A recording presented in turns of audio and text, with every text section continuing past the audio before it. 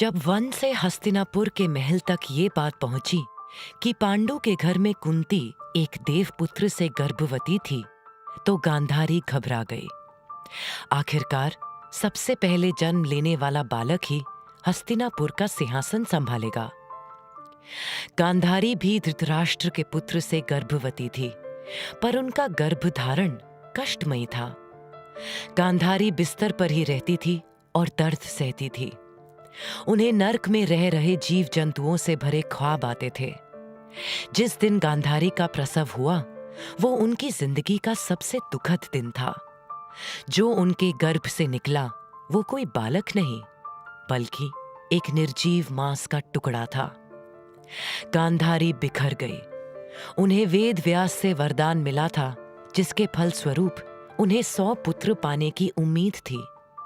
मायूस होकर गांधारी अपने दासी से कहती है कि वो उस मांस के टुकड़े को ले जाकर वन में फेंक आए।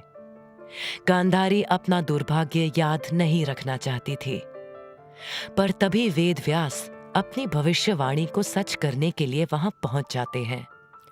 व्यास दासी को रोक देते हैं ताकि गांधारी से जन्मे प्रत्यक्ष को कोई नुकसान ना पहुंच सके। व्यास रोती हुई रानी को विश्वास दिलाते हैं कि उनकी कही बात व्यर्थ नहीं जाएगी, उन्हें 100 पुत्र जरूर प्राप्त होंगे। राजमहल के एक कक्ष में वेद व्यास उस गांठ को 100 हिस्सों में बांट देते हैं। वो दासी से कहते हैं कि 101 कलश तेल से भरकर हर एक में एक एक टुकड़ा डाल दे। हर एक कलश में कुरु वंश का भविष्य पलना शुरू हो गया था।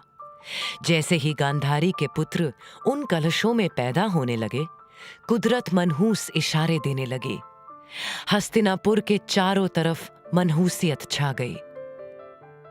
जैसे ही पहला कलश टूटा और गांधारी ने अपना सबसे बड़ा पुत्र दुर्योधन गोद में लिया, उनकी आंखों की पट्टियां वो नहीं देख सकी जो वहां मौजूद सबने देखा। गांधारी के 100 पुत्रों में कुछ आसुरिक था। वो ऐसे पुत्र थे जिन्हें सिर्फ एक अंधे पिता और अंधकार को अपना चुकी मां का प्यार मिल सकता था। धृतराष्ट्र और गांधारी सपने सजाने लगे कि अब एक दिन दुर्योधन राजा बनेगा। वहीं उनकी खुशियों के बीच कुंती भी अपने 5 पुत्रों के साथ राजमहल आ पहुंची थी। हस्तिनापुर के लोगों ने अपने राजकुमारों का स्वागत किया और इस बात से बहुत खुश हुए कि राजा पांडु के सभी पुत्र जीवित और सुरक्षित थे।